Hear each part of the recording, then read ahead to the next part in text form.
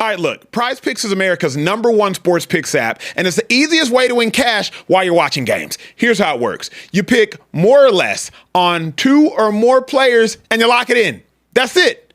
No spreadsheets, no nonsense. If player picks aren't your thing, you can also pick teams now. Winner, spread, total, all in the same app. Team picks are live in 30 states, including California, Texas, my home state, and Florida. Most importantly, new users use code Speakeasy. $5 gets you $50 in lineups for free.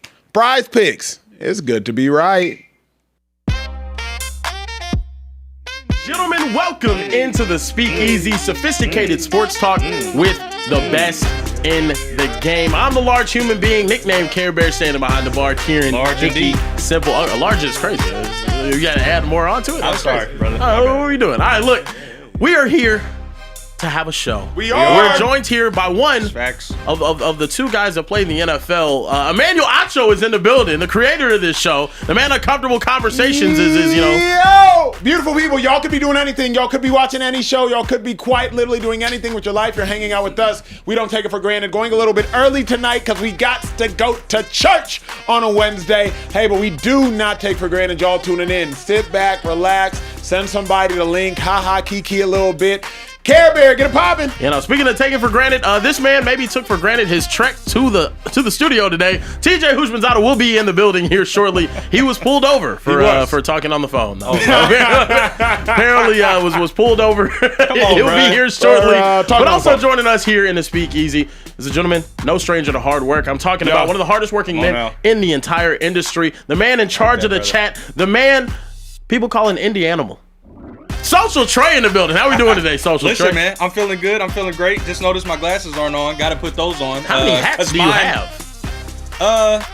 Like maybe 4 or 5 that I keep in rotation. I need to. No, but like you have. This is like the 3rd Indiana national championship hat that you have. I kind of went crazy, bro. When your school is the losingest program in history, and then you win a championship. Yeah. I went through a lot of hard tailgates and homecomings and just terrible football games. Yeah. For us to win a championship, I'm a rep it. Oh, there he goes. He came in there pissed off. Ticket in hand. Hold up. He hot. TJ, what you got to say to LAPD? Is crazy. Talk to LAPD. No, this cop is terrible. He up here. I'm on the phone. I wasn't on the goddamn phone. What's his name? What's his name? You ain't gonna be able to read it. Call him out. They write it scratchy, so you can't read it. Call him out. He's terrible, bro. Yep. I'm terrible. With his old, he gonna have his old mustache curled up and shit. Oh my! Not the handlebar. Not the handlebar. Twisted on the edge. Handlebars and shit. Like he's in the circus. Oh man! What a name, T? What's the name? Man, give us his. Let me see. I'll read it. I told you can't read it. They always scribbling, so you can't. Oh yeah, he did scribble it on here. I told you, bro. I'm right here. I know something about he police. Said I was on the phone. Yeah. I ain't gonna go to court, but I had to screenshot my shit because he lying. Is he? I wasn't on the phone. Yeah, no, he scribbled the name. It's just a little line. Yeah, they always do that. They always do that. I called my wife, then I called you. Oh yeah, you couldn't have been on the phone then. Wasn't on the phone. Had his call history. Oh, you should keep that though for the time right down the street. This old punk ass cop gonna give me a ticket. Damn. Soft ass. Yeah, that's weird. Hey, hold up. Hey, I'm just saying, you got verified your time that you were here, and then also your trek from home. I'm like, bro, what is it? I you on the dispute that. phone? I said, where am I on the phone at? When he pulled me over, I was like, he can't be talking about me. I pull over to the right. Me? He was on a bike. Motorcycle. I knew it, bro. Listen, I've dealt with him, bro. I deal with him, bro. I know it. I already know Last week, I'm in my car. Yep. I was on the phone. I'm in my car, and a cop gonna have me wind down. My windows are so tinted. I'm like, There's couldn't no just way. see me. There's like no my way. windows are so tinted. Bruh. He wanted me down. He said, "Hey, this was called the swoop routine." He said, "Next time, I'm gonna make you feel it." But he let you go. He let me go. He said, "I'm like next time I'm gonna make you feel he it." Said, First of all, Paul. I'm gonna make you feel it. First He of said, all, "Next yes. time I'll make you feel it." I said, "Nigga, you bragging about routines now, Yeah. like about releases?" I hope somebody family member is watching this. Black cop with the handlebar. He knew who you were. That's what it was. Black? He said, "This right here is the." Soft You ass. barely the headline. Wait, he's black? It was a black dude. cop that did Black that. With a handle? Soft ass. Yeah. Soft ass. Uncle Rocka. Yeah. Back in the building. Yeah, Jason I Whitlock. wouldn't piss on Oh, you if he was no, on fire. Hey, that's crazy. That's crazy, that shit messed my whole day up, bro. Nah, that's all good. Cause I know I wasn't on the phone. I'm Yeah, like, that's bogus. what I do? Yeah, That's That's On the messed up. phone. On the phone. That's not even cool. Look.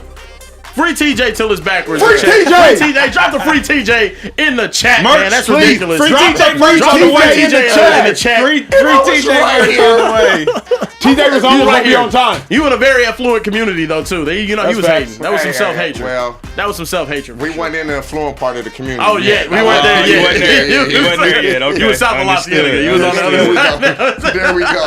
Hey, man, what they say? All skin folk Ain't kinfolk. Come on now. Bruh. Come on I got now. so much. I'm gonna leave it alone, bro. Yeah, it is what it I is. want to flame the hell out of his old soft ass.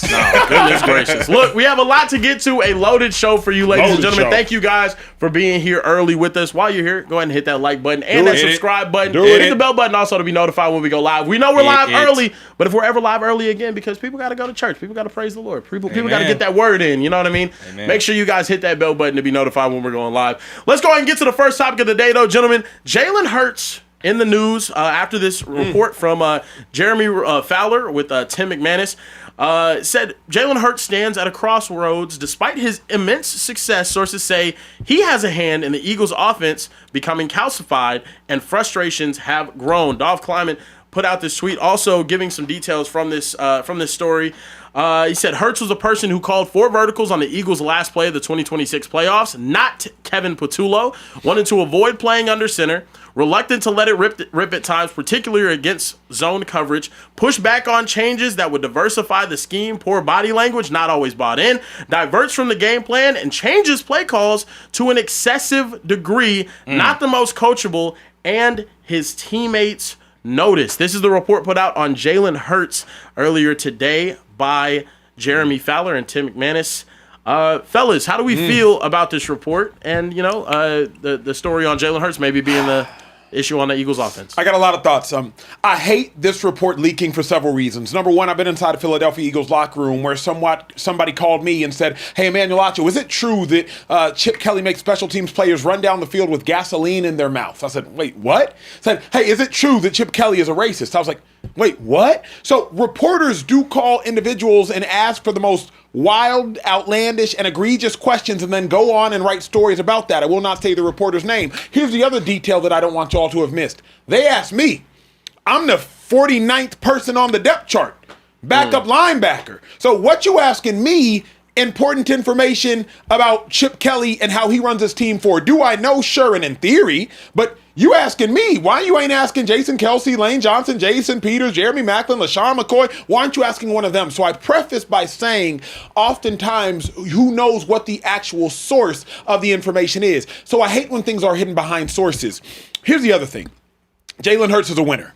We can establish and we know beyond the shadow of a doubt that Jalen Hurts is a winner. Are there some concerns within the Eagles locker room and with Jalen Hurts? Absolutely. And if you are immune or numb to that, then shame on you because you are allowed to express concerns about a player. But Jalen Hurts is a winner. The Philadelphia Eagles rewarded Jalen Hurts with $255 million.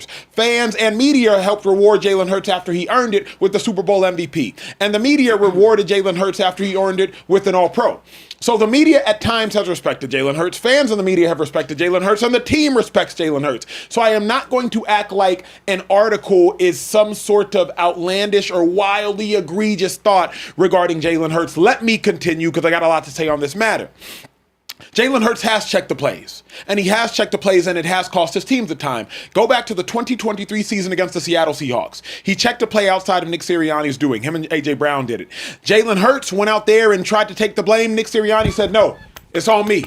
That's on me." Against the Rams this past year, if I'm not mistaken, at the 35-yard line, Jalen Hurts made a check. It didn't work. So Jalen Hurts has checked the play at times, but all quarterbacks check plays, and it don't always work out. This is not a specific Jalen Hurts issue. Let me continue. People want to suggest, hey, how come people are source leaking things on Jalen Hurts? Because when Brandon Graham put an address on it, everybody got mad at him for speaking the truth.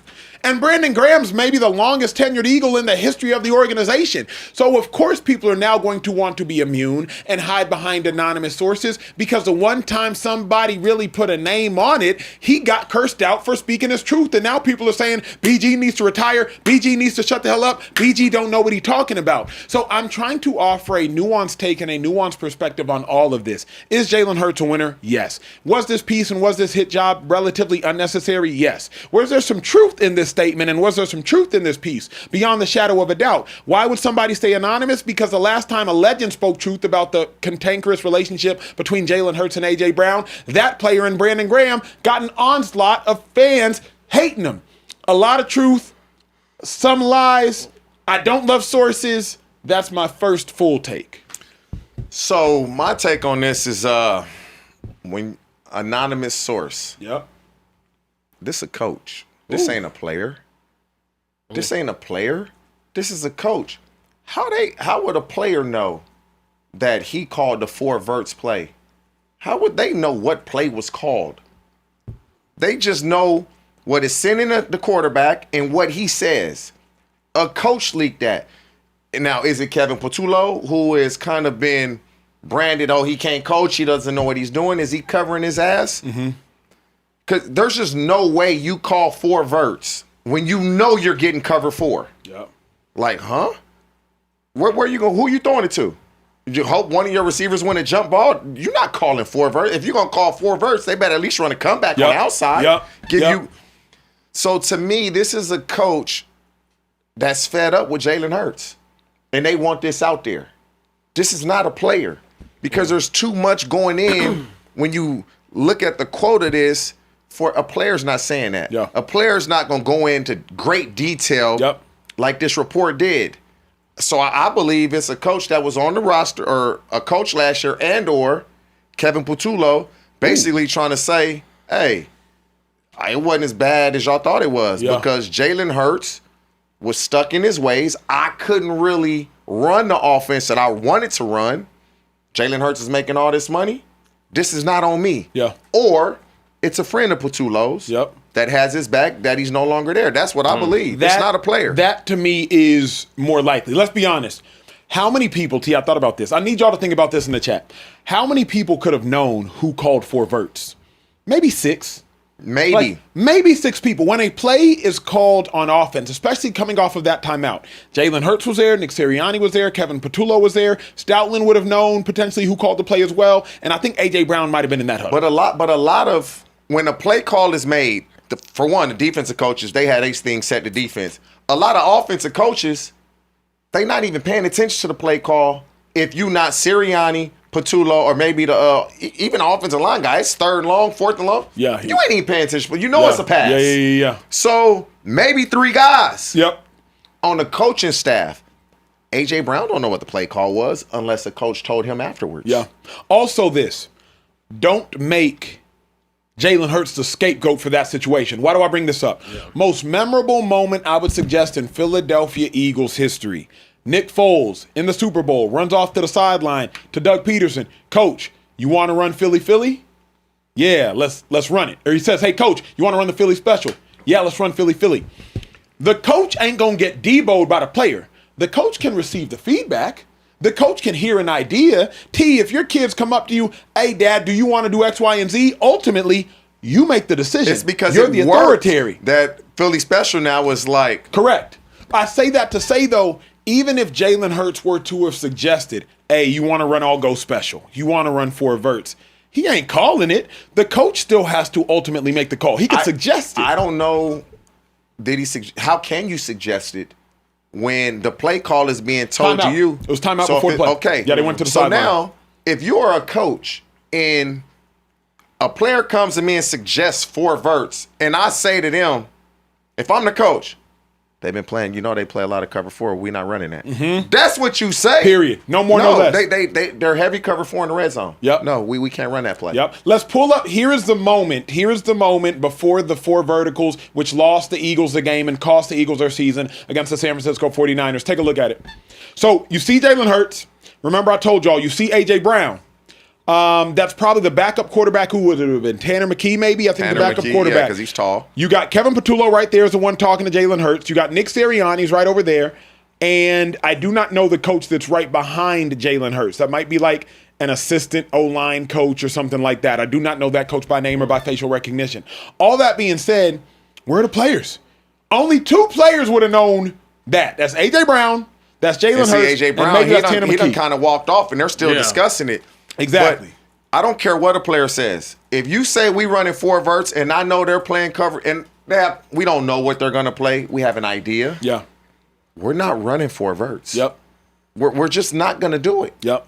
And if we do, I'm telling Nate, whoever on the outside, hey, if it looks like cover 4, run a comeback. Yeah. Simple. Yeah. Give me a throw. Okay, what do you make of this? Do you have the Kellen Moore stuff? Like, what do you make of the fact that Jalen Hurts, like, go ahead. Apparently, also in the report, they said Kellen Moore had tried to implement new offensive concepts that Hurts did not always embrace. Per multiple team sources, one of the sources said that they believed the changes concerned motions and shifts, recalling that Hurts was not receptive to the idea. I want to add on to this before we get your response. This is something that Shady had also alluded to during the season. Mm-hmm. This is something like the exact same thing, though, about the motions, about the shifts, about taking snaps under center. These are things that like Shady talked about before. So I do think there is some sort of credence to the report if that's what's all coming out. Now, if it was Kevin Patullo to go out here and do that, that's one of the weakest, lamest, most like ridiculous. I don't think there's no way. I don't think he would. If it was Patullo, this would have been put out during the season. There's no way Patullo did this. There's no way Patullo did this. It's a coach on this staff just that don't like that Hurts isn't getting more blame than he should. That's all it is. And I think to TJ's point, it could be like an associate of Patullo. It could be an associate of Stoutland. I know Stoutland wouldn't have done this. Patullo ain't no way he would have done this. Patullo and Sirianni are like this. Patullo might still be on staff if I'm not mistaken. My thing is Shady was saying this mid-season though, from people that he was hearing from on the staff. Because they know that we want to change the offense a little bit. We want to tweak it. Yeah. But a lot of quarterbacks don't want motions and shifts because when you motion and shift, now the defense changes. Yeah. So if I can keep it the same, I know exactly what coverage they're playing. I just got to throw an accurate ball. When you shift and you run motions, they may switch the defense. So now you got to read that defense on the fly. Yeah, I think 2 things are true, right? So one, I do think working with Jalen Hurts is probably a little bit difficult for these offense coordinators because he's had 4 in the last 4 years, right? 2 of them got fired after a season. So if that's the case, if 2 of them are getting fired after a season, I think it's a stretch to say that 2 of those offensive coordinators, 50% of the offensive coordinators that you hired, were so bad they were a 1-year and done offensive coordinator play caller in the NFL. Like, I think maybe working with Jalen is a little bit more difficult than we're putting out there. But also, at the same time, I watched 2 coordinators take him to a Super Bowl. I watched 2 coordinators have elite offenses with him. I just thought about this. What's up? They have a first-time offensive coordinator, an extremely young first-time offensive coordinator. Mm-hmm. He gonna get stepped on like a doormat, straight up and down. Yeah, like he gonna be told what to do more so than telling anybody what to do. If this is true, I think that's facts. I mean, I think that's facts. Where Kieran is right, and where a lot of this is right, is like this is probably 70% true. Right? Jalen Hurts, we know, has been a much more reserved player. Jalen Hurts is a teammate of A.J. Brown, but he's no longer a close friend of A.J. Brown, public-facing. Jalen Hurts has checked plays at the line of scrimmage, and it's gone awry. Jalen Hurts is a very reserved quarterback and a reserved individual. Jalen Hurts probably doesn't love playing under center. Neither does Kyler Murray, Lincoln Riley quarterback. Neither did Baker Mayfield, Lincoln Riley quarterback. Neither does Caleb Williams, Lincoln Riley quarterback. Neither do a lot of these new day and age college quarterbacks. Now, Jalen Hurts not being familiar with plays, motions, and pre-snap shifts, I can't attest to that positively or negatively. But I do think like there is a lot of truth to this. I think it just comes down to what's it matter? Jalen, all I know is this. Jalen got a ball this year, and the Eagles got to win this year. That's what I know. Because this is a byproduct of Jalen. Expectations are going to be high, as usual. Yeah. Do you also put any credence into like the reporters that are putting out these types of pieces? Because Tim McManus, I don't think is a dude that just has it out for Jalen Hurts. He's a dude that actually, I think, when you go look back at what he said about Jalen Hurts previously, it's rather positive, though. I think he's a dude that's actually covered the Eagles quite closely. I think there is some credence to this report. Whether it needed to be released or not was kind of the question for me, because we've seen Jalen Hurts play football at the highest level that this game has.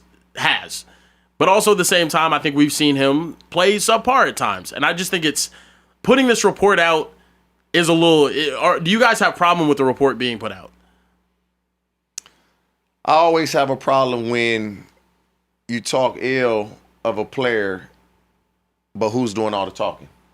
And they don't want to say who it is. I want to know who this is. Yeah. Because that's how you know, do you put credence into it? Like, okay, do I believe this?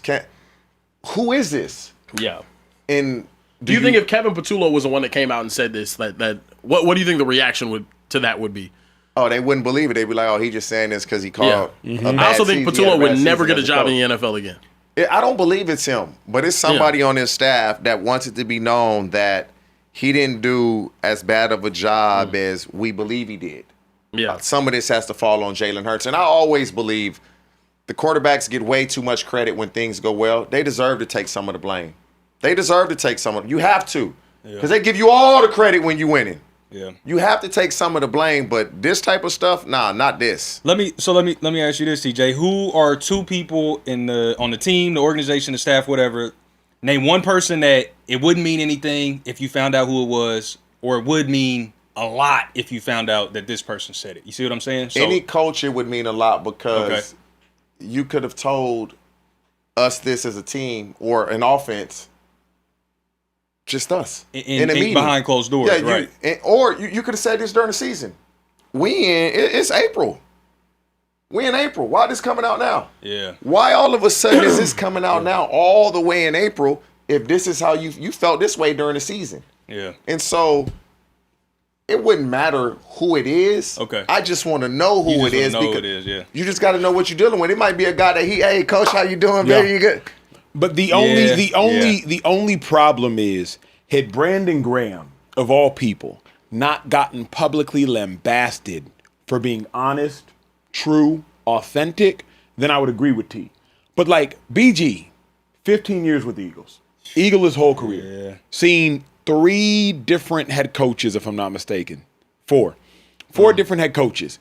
And BG comes out here and just, if you know BG, innocent BG, nah, Jalen Hurts and AJ, they're not really as cool as they used to be. What you mean? Well, people just kind of, they just go apart. They go through some things. Eagles fan base riots. Man. BG, what can't you know? say anything you're not negative even in the locker room next to Jalen Hurts and AJ Brown. BG is like Jalen Hurts' closest and only outside of Smitty public friend. Yeah. Of course BG knows. But BG said that, and everybody made him walk it back. He had to go out the next day and apologize. Eagles fans now want BG off the team. You can't say anything. So it's a lose-lose. So that is why all of a sudden you get sources. What's wrong? I mean, we saw it with Shady this season. He came out and said what he heard from people in the building, and everyone was like, what the hell is Shady? Turned on the Eagles. He's not a real Eagle. In their Hall of Fame that talks to the people that work for that franchise don't really know. You literally... you just can't go at Jalen Hurts, though. That's kind of the thing. And here is what does run me hot.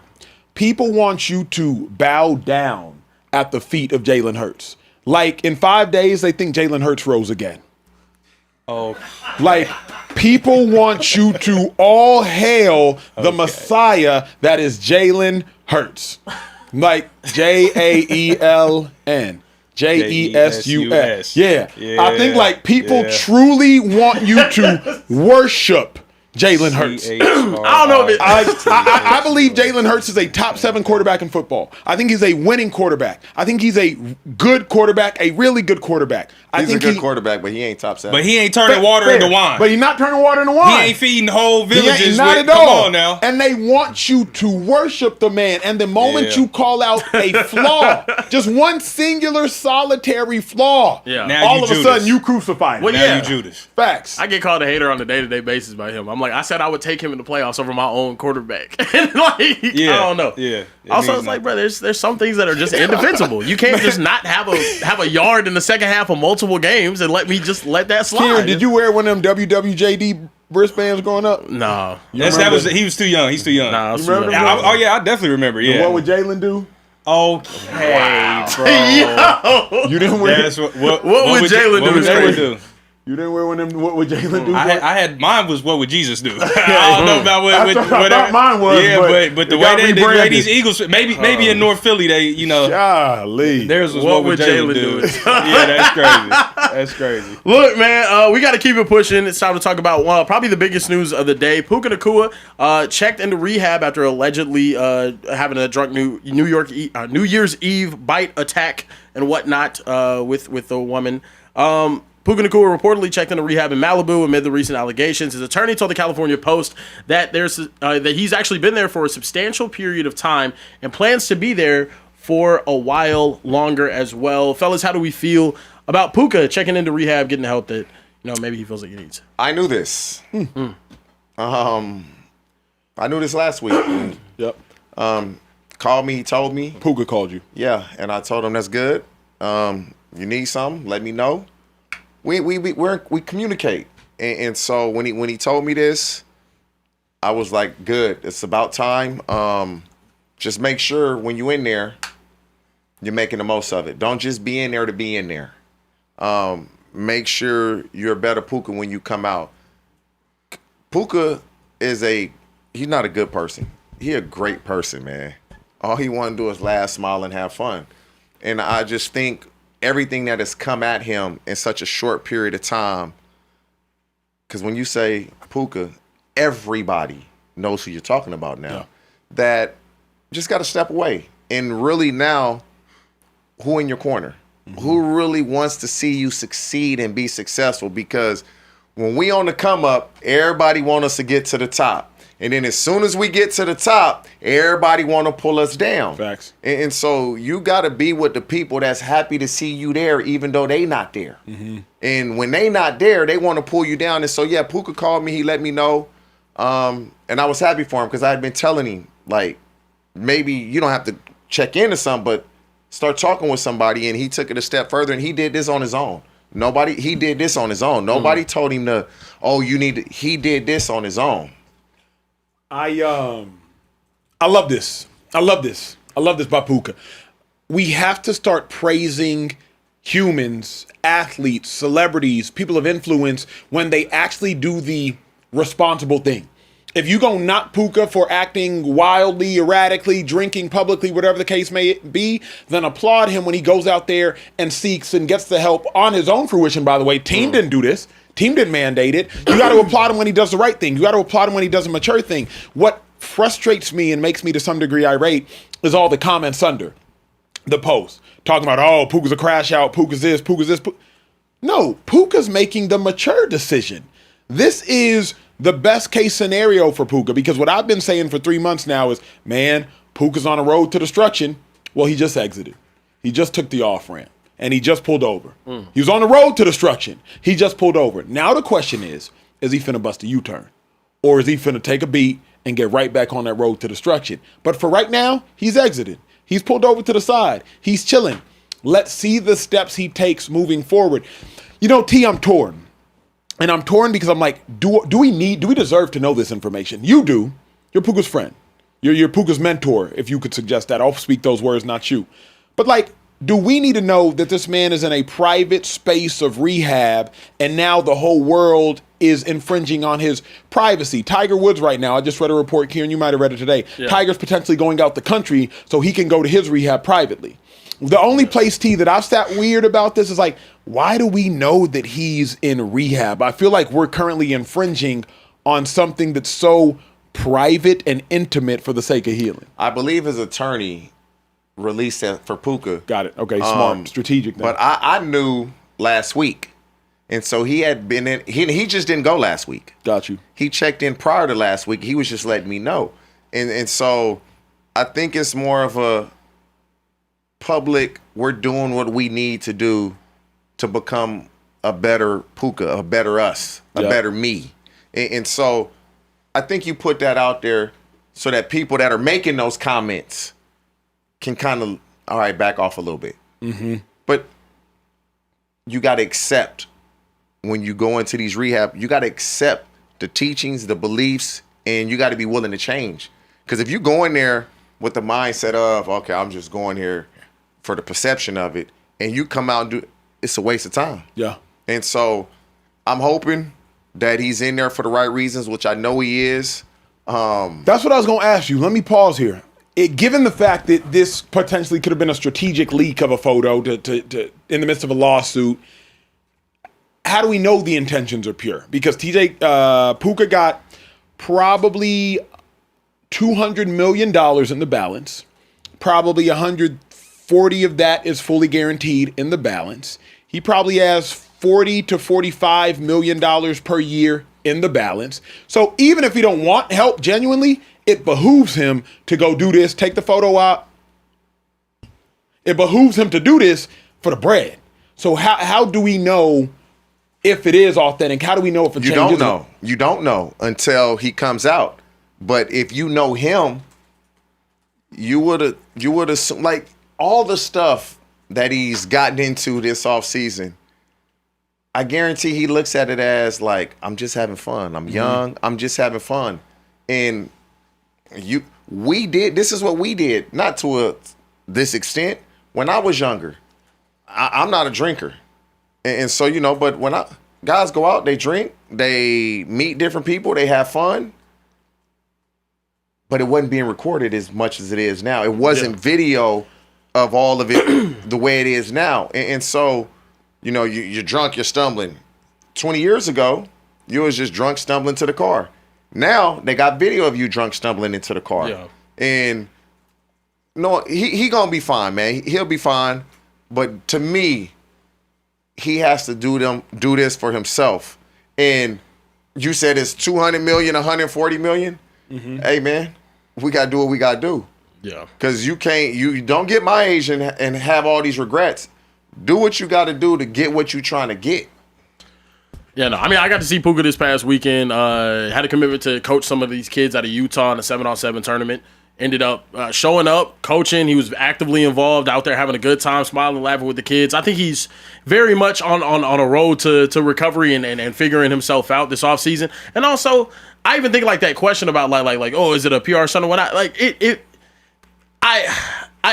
don't think it is at all. Two, this is something that he took upon, like you said, TJ, something that he took upon himself to go do. It was something that honestly wasn't even really required given the situation, maybe from the outside perspective, but to him, he felt like it was. And I think to have that conviction to be like, hey, this isn't what I want to be known as. This isn't what I'm reflective of. I think it was a really solid decision for him to go enter and to go do that for himself. So I'm very excited to see Puka not only continue to get better off the field, but then also get back to the main thing. I think at this point it just comes down to what is he going to do from here.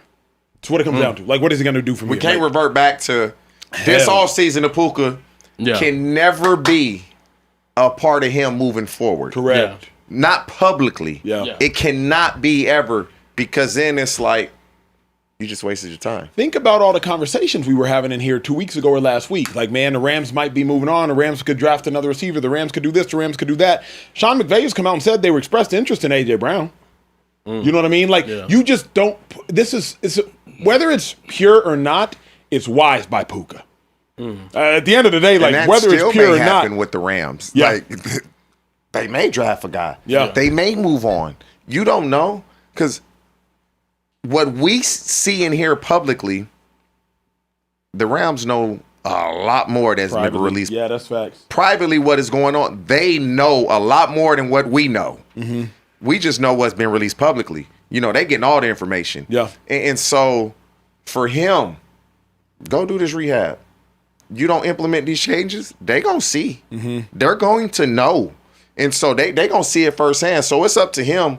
You're not going to fool them. That's the thing. You're not fooling the coaches and these guys in the NFL. You're not. Kieran, question for you. As a fan, how much does this change the temperament of your relationship with Puka as a fan? Not your personal relationship, but like if you saw your star receiver behaving in the manner that Puka has been behaving, and then now you see like, okay, bet. Yeah. How does this change? I mean, as a 27-year-old, I see a lot of it. I'm like, bro, I've been there before. Especially at 24, I've been there before. I don't think I'm not expecting perfection out of any human being walking this planet. I will say, seeing this is a great sign though as well. I think the response to having your biggest, most controversial moment being, hey, I want to improve. I want to learn from this. That's what taking a step towards rehab is. And I think, honestly, it doesn't really have me. At first, I wasn't even really as concerned about what was happening until the report came out. Then it was like, okay, well, obviously there's a behavior that needs to be reined in. Yeah. I think he's now working on reining that behavior in, and I'm excited to see him get back to doing what he does best, bro. T, this is his contract year. Will he have his best season yet? Best season yet is tough. He's had some great seasons. He's had some amazing seasons. He gonna have on par what he's had. It will be one of his better seasons, but his best one yet, that's tough because he's had. Now if he had never gone past 1,400 yards, like, oh yeah. I think he's done 1,700. He's been 17. Yeah, right. 17. Them seasons are hard to come by. I believe he had 17 this year. Yeah, in like 15 games. So this ain't gonna be his best season yet because just having more than 1,700 yards is so much. What does Puka have to do to be the highest paid receiver in football? $42.5 million. He has to show the Rams that he's changed. It has nothing to do with performance. The performance is there. The stats are there. The accolades are there. What he can do for the team is there. Mm-hmm. Can we trust you now when we give you what you said, 200 and 140 guaranteed? Can we trust that you're not going to go back to what you were before? So he's going to have to show the Rams that I'm a new and improved Puka. I'm the Puka that they drafted. T, is this like, and let me know if your kids have ever done this. Trey, maybe your daughter's done this to you. Is this like when you know your kid does something wrong and they preemptively punish themselves to reduce the punishment that you was going to give them? Oh, yeah. Can I share a story real quick? Please, Just 2 weeks ago, if y'all follow me on Instagram, you saw this. I posted a screenshot of our conversation where she said, "Hey, Dad, can I have $40 to buy my friend a birthday present? I'm getting ready to, to buy." Was a friend a boy? Was it? No, it was a girls' party. Oh, she's so nice. So I said, "Well, what happened to the $40 your grandpa gave you last week?" She said, "I'm going to start spending more responsibly." But I did spend it on some clothes. I'm going to start spending more responsibly. I said, okay, well, as long as you know. It let me know that I was doing something right because she knows. Yeah. I was about to get on her ass about not being fiscally responsible. And she, preemptively was like, you know what? I'm going to smack myself on the wrist for blowing that money last week. So, yes, kids do that. And mine is guilty of it as well. So I love it. Do we have any super chats for we do have some super chats. We actually have a very unique first-time super chat in the amount of not 1, 2, 3, 4, 5, but 10,000 yen. Japanese yen. Okay. Which converts to about $63. Okay. So we'll take that. Before you get started. Well, I'll just let you read the second line before he gets started. Oh, wait. You know what I'm talking about. Because when we get super chats in the Speakeasy, you gotta read it with the Japanese. No. He's from West Philadelphia. He's there on vacation right now. There it is. I was about to say. How gozaimasu? Yeah. He's from West Philly. Yeah. Okay. Well, listen. Bird N1 said, long-time subscriber here, sending love from Japan, though. I'm from West Philly, currently on vacation. That was. I mean, you don't know how much you needed to put that disclaimer out there. Because it was going to get real. It was going to get real bad up here. It was about to get crazy. Finally able to catch y'all live with this wild time difference. Shout out to catching us live, and we're a little bit early. So he said, "Keep doing y'all thing, Kings. Go Birds." Love. A Carmine 12345 said, "What's good, TJ, Acho, Shazam Bear, and Make-A-Wish Palomalu." Oh, wow. Make-A-Wish Palomalu is crazy. That's crazy. Yeah, that's wild. He used to ride out Palomalu, bro. Do your research, bro. Come on now. Yeah, facts. Listen, any Head and Shoulder sponsors, we'll take them. Been a minute since I caught y'all live. I do listen to the past streams while I work. Love y'all. Go Birds. Love. Birds are in here in full effect. Our guy, Benjamin Todd, 5731. What up, B-Todd? Sent a $50 super chat and said, "I know someone personally in rehab, not famous, but still is impactful. Therapy is the most selfless act for one's betterment. My friend might miss their sibling's wedding due to rehab. Come out the other side healthy and strong. Praise Puka. Yep. Praise Tiger." Yeah. Wow. That's facts. I just think you have to commit to it. Yeah. You know, and then here's the other thing I think, especially for Tiger, much more less so for Puka. Be proactive, not reactive. Yeah. An ounce of prevention is better than a pound of cure. Like, be proactive, not reactive. You shouldn't have to flip your car over for like the second time. It was like the fourth time. Like you know what I mean? Like he stayed flipping his car. For you to be like, oh, now's the time. Now's a good time for me to yeah. Come on, man. And to TJ's point, what he said about Puka, that this was self-motivated. That's really the biggest thing. Anybody can be forced into rehab. It's not gonna work. Yeah. You know what I mean? Well you can keep money out of a drug addict's pocket. For a fact. He wasn't forced. Yeah. Love that. Yeah, they're gonna find a way to get what they want, so that's good. Benjamin Todd said another super chat and said, "I'm fine with Jalen Hurts not being receptive to play calling like he was with Kellen Moore. At the end of the day, he is successful and Hurts knows what he excels at. It's the OC's fault for not scheming it up, staying in Philly, not Jalen's." It's Kevin Patullo's fault for being fired, not Jalen's. Yeah, essentially is what he's saying. That's fair. Danger Blue Danny sent a $10 super chat and said, TJ, that cop needed to meet his quota. Listen, that's one thing about we got certain things that like we say as a culture. Yeah. And if you get pulled over, you see it's always black people always default to he had a quota to meet. He had to meet his quota. Especially before Christmas. Oh yeah. Don't let it be around a holiday and near the end of the month. I don't like though, because they'll put on here on the phone when he's straight lying. Yeah. They'll put it on here. They're like it's facts. And like his word is the truth and I ain't. Yeah. Like I'm lying. Like, bruh. Yeah. He messed my whole I was having a good day too. I was so angry. Well, at least you got to come in here and kick it with us right after. And I normally when I feel like I get pulled over and it's for no reason, I go off. I didn't even go off on him today. I just sat there. Yeah. Give me ID. He was like, sign it. I just put a line on it. He was like, sign it. I said, that's my signature. That's what you're getting. Yeah. Now get your I'm so mad. But yeah. Last one I got is from Shadow Leo 2. Said Hurts is top 5 in total yards since becoming a starter. Top 10 in passing yards. Top 3 in touchdowns. Put some respect on that man's name. Passing touchdowns or just tush pushes plus passing touchdowns? Well, you know the answer to that, Karen. Yeah, I'm sorry. Yeah, like, you don't have to do that. I think, bro, Jalen that's Hurts why is they top put that in there. Yeah. Touchdown. Yeah, exactly. Yeah, because everybody knows. Top 10 quarterback in the NFL, bro. Like I'd say that confident. Yeah. But the Philly fans aren't okay with that. Yeah, no. What do you mean? Because the conversation around any other top 10 quarterback that's done what he's done, the accolades that he has, all pro, Super Bowl champ, been to 2. Yeah. They're not going to be top 10. Top 10 is going to be top 5. MVP. Yeah. He did do that. And he was an all-pro one time. And he balled in the Super Bowl. And he balled both times. Both times. Yes. Exactly, yeah. So like I'll give him his credit. Where we at here? Speaking of Jalen Hurts, actually not speaking of Jalen Hurts, let's talk about the best quarterback in that division, Dak Prescott. The NFL is expected to select the Baltimore Ravens to be the opponent that the Cowboys face in Rio de Janeiro, Brazil, in Week 3 as the likely spot. They're going to be playing at the Maracanã, Brazilian's national stadium. Amazing game. Are you guys more confident in Lamar Jackson or Dak Prescott heading into this next season? Is it weird that I would say Dak Prescott? And I'm more confident in Dak Prescott per the expectations of Dak Prescott. Obviously, Lamar Jackson's a better quarterback. Obviously, Lamar Jackson has had more success in the regular season than Dak Prescott. But at the end of the day, if Lamar doesn't go to an AFC championship game, the year is a failure, period. So am I more confident in Dak to reach his expectations or Lamar to reach his expectations? I'm more confident in Dak to reach his expectations. Lamar's talent is so elite that I'm still appalled as to how the Ravens haven't already gotten to an AFC championship game.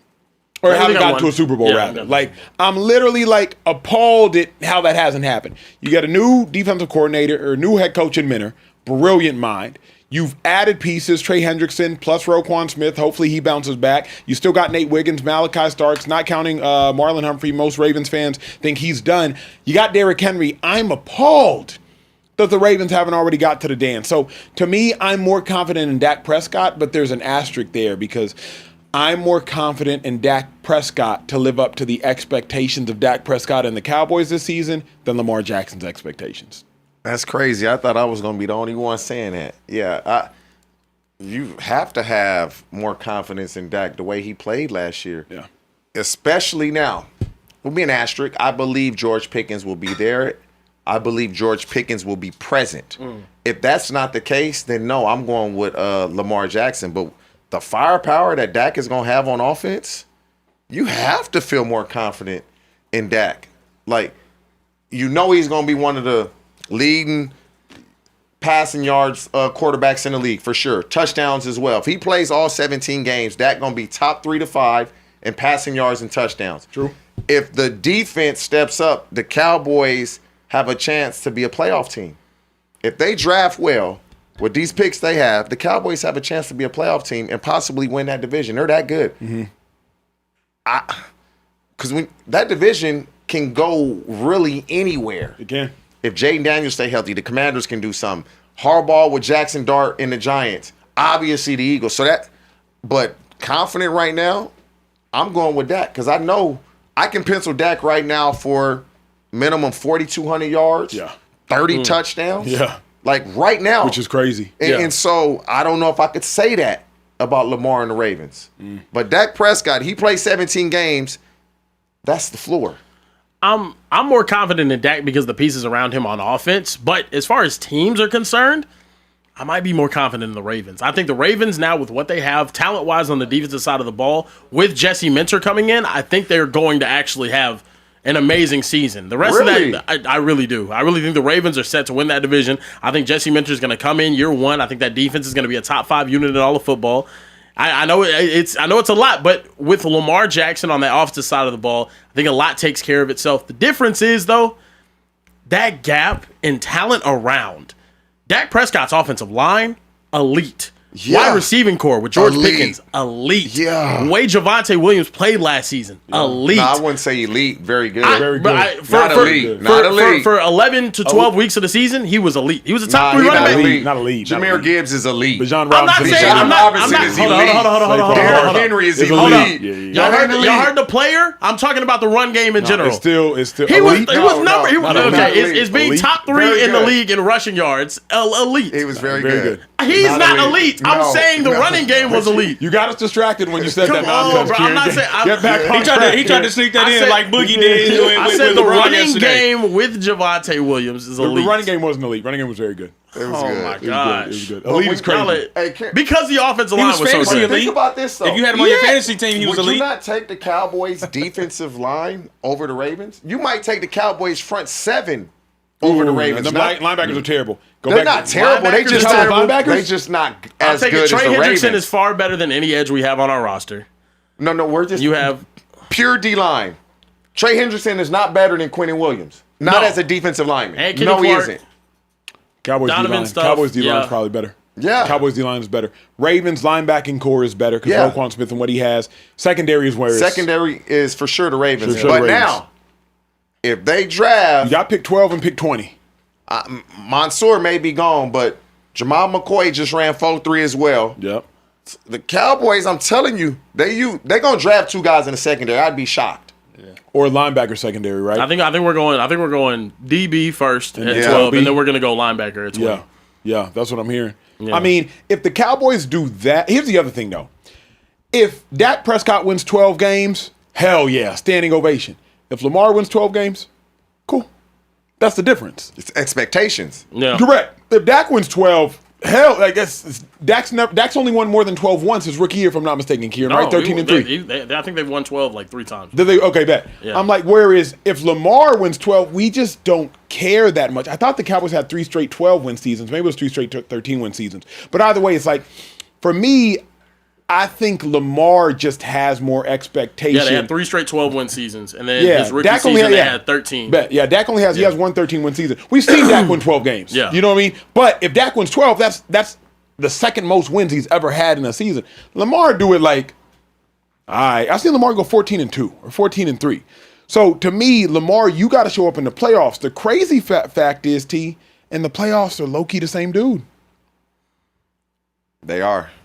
Which is it's crazy. The Cowboys, they just, because of how they haven't been as good as the Ravens. Yeah. If they just play a little bit better, it's like, whoa. When we have been as good as the Ravens, Dak did not show up to those games. Very true. Very true. So, I mean, very true. Rookie seasons, he ends up going out there. He has a great game against the Packers. You just get Aaron Rodgers. Like, it just happens. What it is. 2018, defense couldn't stop a cold. C.J. Anderson's thick ass was running all over us, bro. It was crazy.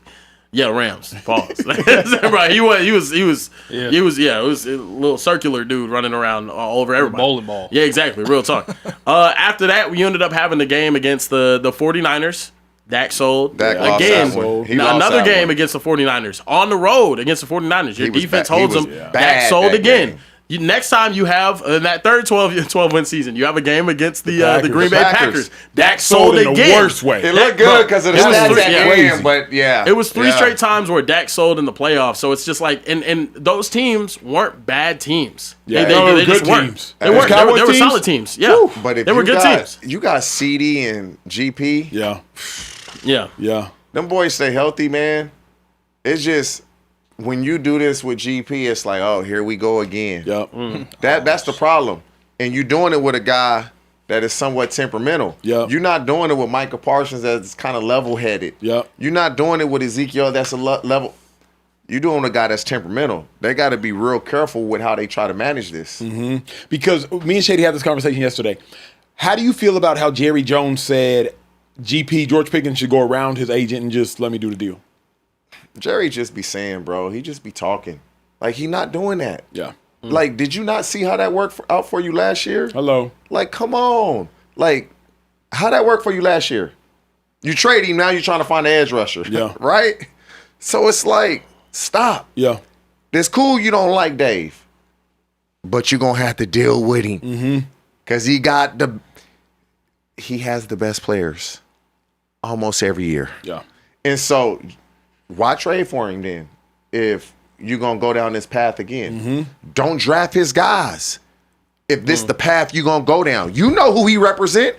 Don't draft him. Yeah. Oh, so don't draft Mansour. Don't draft Jamal McCoy. Don't draft him because you're going to be right back down this road again. Mm-hmm. Yeah. So if I had to ask y'all both to put every cent of the millions of dollars you guys have in your bank accounts on who has a better season this next year, who makes it further in the playoffs, the Ravens or the Cowboys, who are you putting that money on? Better season, I would say Dak. Further in the playoffs, I'd probably say the Ravens because I could see the Ravens getting to the second round and the Cowboys not getting there or losing in the first. Yeah. But Dak's going to have a better season statistically. He should. I think this I'm gonna year. go Cowboys both. Really? Because I think we're gonna be better. The Bengals. We gonna be better, man. We gonna be better. Can I be honest about Dak? I think this is the Bengals is. I mean, well, offensively, y'all might. Defensively, what did you do though? You just we gave up our best player. We're gonna be better, and we kept the same DC. Quarterback snapped the ball and we sat down. Let me ask you an ugly question. A terrible, ugly question. If Dak Prescott had been on the Baltimore Ravens since 2017 when Lamar got there, 2018, would the Ravens have been to a Super Bowl? I can't say that based off of what I've seen him do in the playoffs. Not with the skill guys that the Ravens have compared to what Dak has had. No. Okay. If Lamar Jackson had been on the Dallas Cowboys since 2018 when he got into the NFL, they win a Super Bowl. The Dallas Cowboys have been to. I would think so. I can't say that based off of what I've seen him do in the playoffs. I'm sorry. So. I like the same things. Now look, Dak has been. I hate the quote Shady. Ass at times in the playoffs. Like he has been that bad in the playoffs. Lamar being there. He's also a dude who turns the ball over a lot in the playoffs. His 11 turnovers in 8 games in the playoffs. Yeah. He's a guy that goes out there and although immensely talented and can have good games, I've seen Dak Prescott outperform Tom Brady in a playoff game. That actually happened. It's just not. I can't go out there with certainty and say, yeah, he would have won us the Super Bowl. I would love to say that, but I've also watched Lamar Jackson's defense show up in an elite way, and them fall short. So I can't say that with certainty. Yeah, you've seen them both do the same thing. Yeah. I think Lamar is a better quarterback. Of course. But I can't say it with certainty because I have not seen Lamar do it. Yeah, so that's fair. I think that's a fair take. Yeah, I think it's a fair take. Definitely got a couple super chats we can get to. Bird and One sent 2,000 more Japanese yen and said, "I say Dak if I truly believed he could break that playoff threshold. Get him out of there, Bear. Knows damn well." He'll be slapping on that Stafford jersey after the Cowgirls' first round exit. Go Birds. Hey, listen. History has shown you will flip on your Cowboys with the Swifties. Oh, wait, no. brother. If they're not going to make the playoffs, of course. Wow. Yeah, I want something to root for. Right now, I'm a Lakers fan. Come NBA time. I'm rooting for the Mavericks to lose every game. TJ, do you accept them into Laker fandom? No. Good. Hold on. My best player got traded there without So then, my consent at all. So root for I've been Luka. rocking with the Lakers Are on. you all the way with us, or you just with us because of Luka? My two favorite players of all time play for the Lakers. If the Western Conference Finals came down to Dallas versus the Lakers, he's cheering for Dallas. If LeBron and Luka are not on the Lakers, the city of Los Angeles could fall into the Pacific Ocean. Yeah, and I I'm with wouldn't the bat team. an eye. I don't care where the players come from. I'm with the team. Yeah, no, I'm with the Mavericks in that way. Like I rock with my Mavericks. TJ said, "Don't cheer for his Lakers, bro." That's it. Oh no, that's too bad. It's gonna happen. That's nasty. Project Baby Flame said, "Love the show, guys. What's up?" Okay, bro. Wait, what happened? Project Baby Flame sent a $50 super chat and said, "Love the show, guys. What's up, Slim Thick Bear?" Slim. What is up with y'all, bro? No, wait, it gets worse. Hey, it gets worse, TJ. Okay. My cellmate said you are looking scrumptious. He joking, bro. His he cannot be cellmate is serious, crazy. bro. I don't know. He cannot be serious. His name is Project Baby Flame, y'all. He might very well be in them trenches. Yeah, bro. He might be in them Why trenches. does this only happen to me, bro? Why does this only happen to me? That's his name. Ain't no way you send that message to another grown man. Ain't no on way. behalf of his cellmate. He's looking out for his. He's looking out for it. He got the cell phone. He got the burner phone in the page. Hey, With a dude calling other men scrumptious, I don't know. A long time for them to say that, dog. Hey, man. Like, you What look you out for your saying? homies. Carebear not a wish good y'all looking the guy? best, What you trying to say, TJ? Carebear ain't good looking? Carebear, a man. Yeah. That's all. Okay, cool. Let me keep it moving. on, TJ, bro. what was the hardest hit you witnessed in your NFL career? We've already been down that road. We needn't explore it again. I don't want to hear that story again. He said, he about to. Hey, nah. Hey, not that I experienced. You said witness. I went above the money. I closed my Not eyes. that I experienced. say See, witness. they not listening. They not listening. See, they not listening. You gotta listen. We do, yeah. We got 2 ears for they a like- reason. Hold on. It does say Hold on. witness. See, In case you're not a regular, Oh, man. here, let the people on the outside into the inside man. joke. So look, earlier on in the Speakeasy, TJ gave a story about probably one of the hardest times he's been hit, or actually just not being scared about going over the middle. He said he was running across. He elevated because the pass was a little high, and he knew someone was coming from behind him to hit him pretty hard. Pause. And he reached up, caught the ball, and closed his eyes because he knew it was about to happen. And what he said was, "Pause. You could, yeah. Oh, he about to fuck me." Is what is. He meant to say fuck me up. No, He meant to say fuck me up. No, But that's what he said. I need to replay that one, bro. I need to replay We gotta find it. He about to. Do we have that one? No, I need to replay. We do. I can find it. You gotta find that one. I can find it. But that was a tough one. That was bro. wild. But yes, do you want to answer the question? Because it does say, he did specify the hardest hit that you've witnessed. Witnessed. So it doesn't Okay, have so to the be hardest one you've seen experienced. someone get hit. It was probably when Chad got hit. We was playing Cleveland, I believe. I want to say it was Brian Russell. Smoked him. I'm like, all right, I got to get him back. Because I know Chad wasn't going to get him back. You get that lick back? Nah, I didn't. I tried, though. Yeah. I'm like, all right, I ain't even going to do my assignment. Every time I would go, he kind of see me coming. Yeah.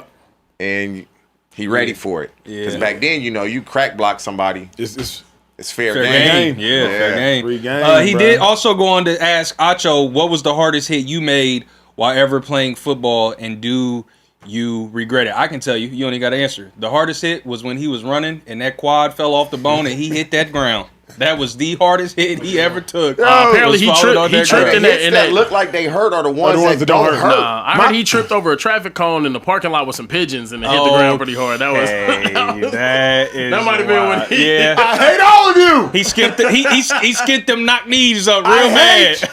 all of you. No, true story. Not my hardest hit, yeah. but I probably witnessed the hardest hits because T will tell you the hardest hits don't come on offense or defense.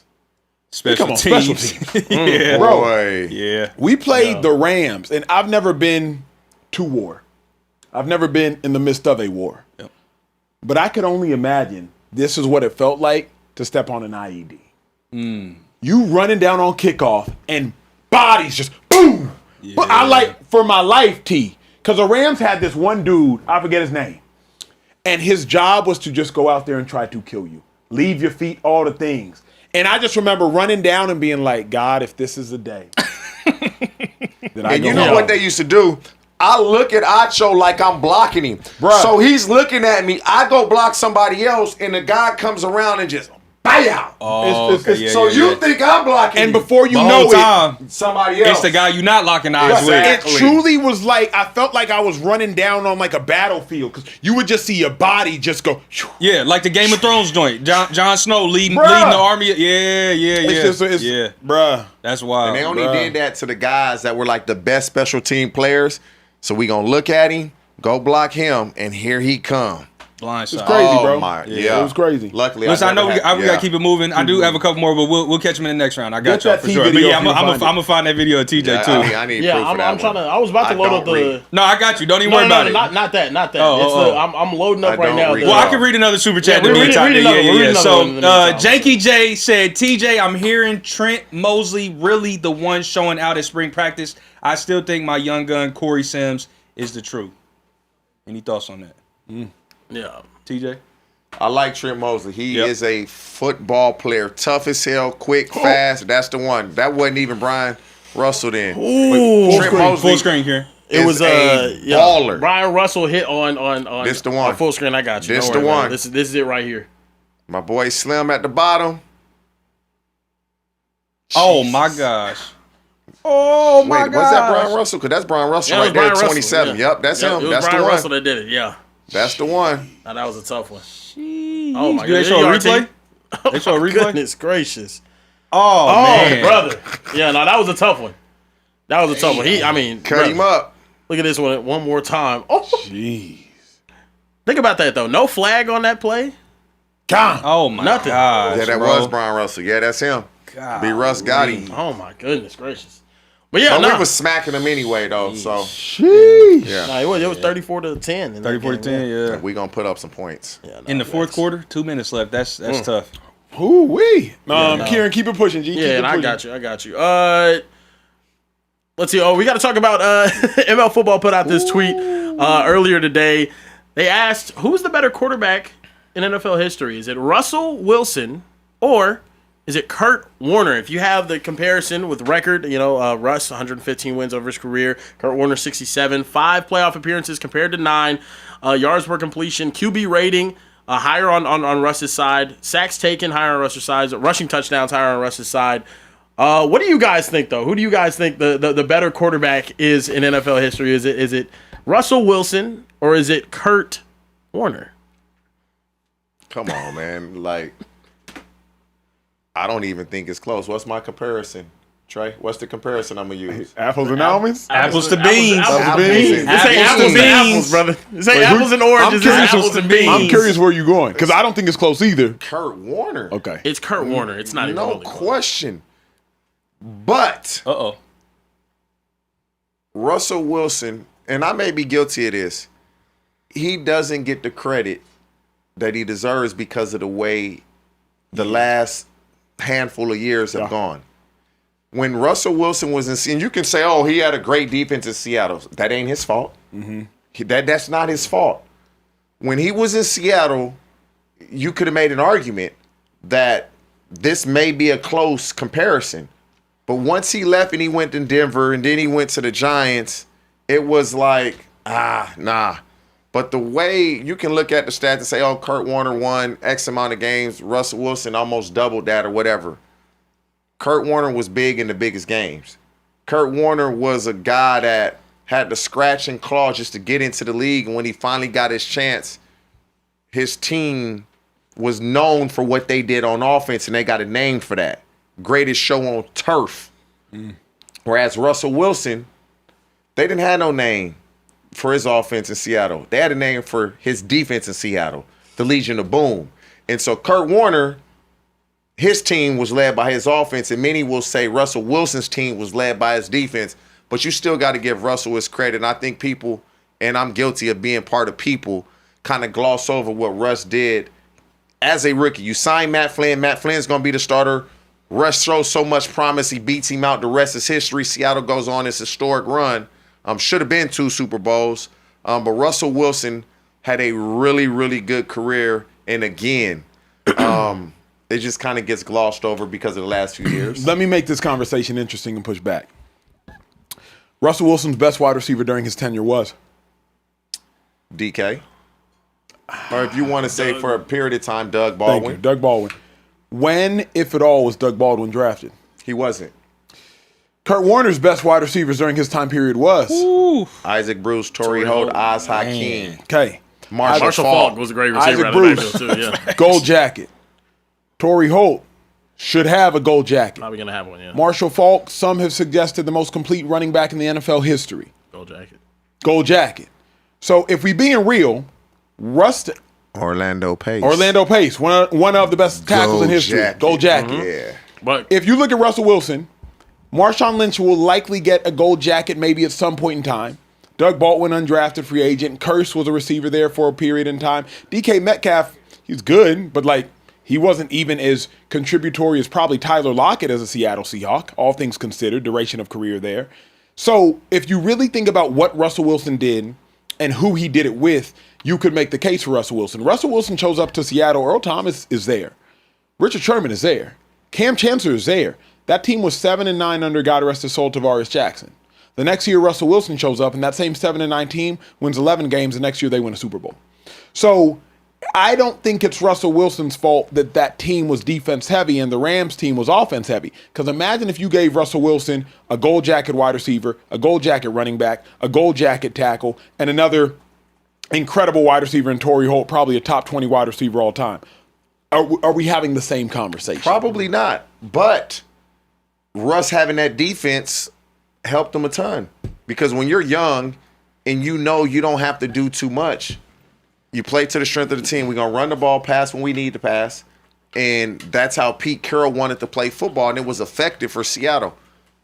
But Kurt Warner,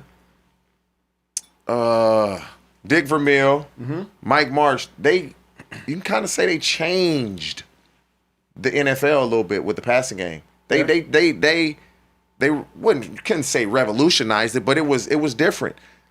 Back then, everybody was winning games through running the ball, and they put out Oz Hakeem, Torrey Holt, Isaac Bruce, Marshall Faulk, and it was like, whoa, we hadn't really seen that much. What about this, T? I would have said Kurt Warner was probably the fourth best player on his offense, on his own offense. Nah. Marshall Faulk better, Isaac Bruce better, Orlando Pace better. If you want to take Kurt over Torrey Holt, I'll give you that. Now, but them three is better. The way we value quarterbacks now, we would say no. Back then, yes. Okay. Because the quarterback is overvalued, in my opinion, now. Russell Wilson was always, at worst, the second best player on his offense. Even when the defense carried him, the only person better was Marshawn Lynch. When you look at that, it's because of they didn't put resources on offense. Yeah. Torrey Holt was a first-round pick. Obviously, they traded for Marshall Faulk. Oz Hakeem, I believe, is a third-round pick out of San Diego State. Isaac Bruce was a free agent, but he, at that point, when they signed him, he was one of the top receivers in the league. Yeah. Orlando Pace was a top 5 pick. Yeah. Seattle just didn't put the resources on offense. They went to the defensive side of the ball because of Pete Carroll, and they played that way. I mean, one of their best defensive players was Michael Bennett. Yeah. He was undrafted. Michael Bennett was undrafted, and he was one of their best defensive players. And so, again, when you sit back and think about it, because I'm guilty of this, oh, man, Russ got carried.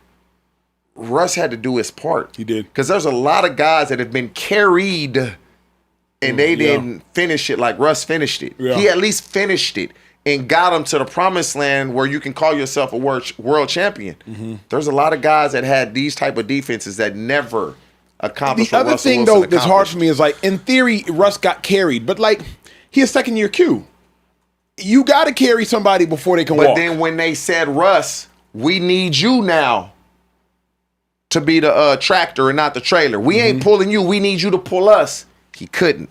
That to me is why Kurt Warner will obviously be better than in everybody's mind, is because when they said the mantra, let Russ cook. Yeah. The kitchen was burning. Yeah. And so then they had to go back to, okay, we need 2 or 3 sous chefs because he couldn't cook by himself. Yeah. And I think that's the biggest indictment that you can make. Yeah, I'm not even here to trash Russell Wilson's career. He had an amazing career. He was unbelievable, held on to the ball and whatnot. But the 3 best years that they had in Seattle, they ranked number 3 in rushing yards per game. They ranked number 4 in rushing yards per game, and they ranked 1st in rushing yards per game. And that was Marshawn Lynch having nothing worse than a 1,200-yard season during a 4-year stretch during Russell Wilson's first 3 seasons in Seattle. Also, guys, it's not close because Kurt Warner, regardless of the talent around him, played the game at a higher level. Talking about a dude that was an all-pro multiple times, a 2-time MVP, a dude that came back after injuries up and down all over the place. It looked like his career was just completely over. He was an old man. Also got in the league at 27, comes back and then takes the Arizona Cardinals to the Super Bowl as well. Yes, Larry Fitzgerald was unbelievable that year, but still, the common theme is, yes, he has talented players, but whenever you play the game at that high of a level, I can't punish you for that. He's going to be... Don't punish him, but I just think it's unfair. You have to put it in context. Kurt Warner had 3 Hall of Fame talents at wide receiver. Maybe the top 5 receiver of all time, some would argue, in Larry Fitzgerald. And then Isaac Bruce and Torrey Holt, Hall of Fame talent, not in the Hall yet. And maybe the best all-around running back ever. If not, you have a top 5 running back or top 10 running back ever. That does matter. Like, so when you say Kurt played the game at a higher level, if Russ had all that, I hope Russ could get to 43 touchdowns with 22 picks. I believe he would have. I hope he would have. Yeah. You know what I'm saying? He had a 40 touchdown, 13 pick season. With Doug Baldwin in them. Yeah. So to me, it's like, I think it's close. I'm with T. It's Kurt Warner. But I'm also with T in that I think it's probably closer than our minds are allowing us our minds are allowing it to be. Russ was nice. It's because of the end of his career in Seattle, and really what happened in Denver. Yeah, it was so bad. It was like, because when Kurt Warner left St. Louis, what did he do? He took another team to the Super Bowl. Russell left Seattle, and he got benched and ran out of town. That's why. But here's what's crazy: Kurt left, and if I'm not mistaken, Kurt was sorry.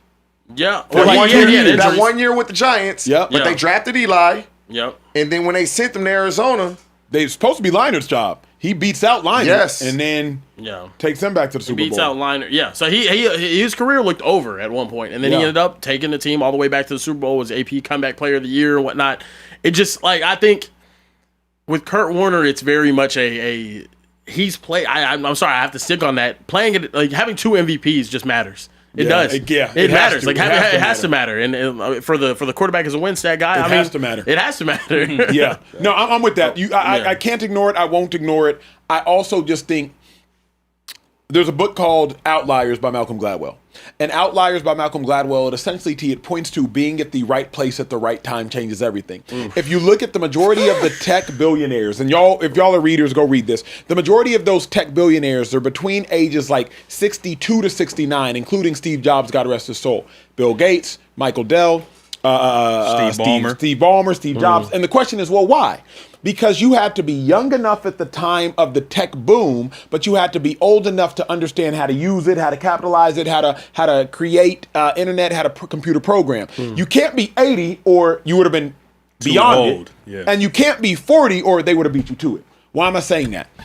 Kurt Warner was really like the first of the air it out quarterback. He was before...